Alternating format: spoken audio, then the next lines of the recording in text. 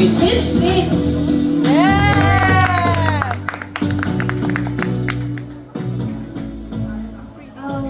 Good evening, everyone. I am Kaela Manigo, or your matcha girl on TikTok. You guys can follow me there. I'm one of the newest brand ambassadors of FitForge Gym, and also Glow by Heart Aesthetic Clinic. So, siguro share ko na lang po siguro yung experience ko dito sa gym. Kasi bago pa lang talaga ako dito. I started around November. Yeah, so siguro ng mga first day ko, I was so shy and I was so nervous kasi sobrang daming lalaki. Wala ako nakikita masyadong babae sa gym. So, kinakabahan ako kasi, hala, paano to, ganito, ganyan. Tsaka hindi talaga ako marunong.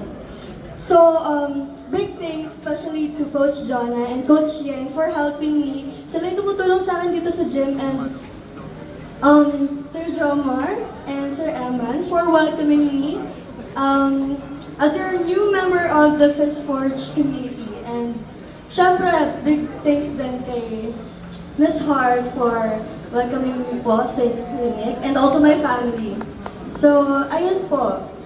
Being here sa FitForge Gym, it's actually very, very helpful for me as a social media influencer kasi I really have to maintain my body.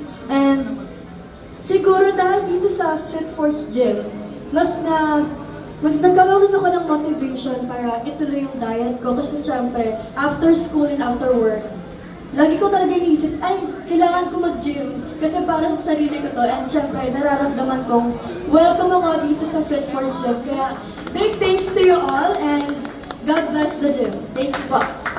Yes!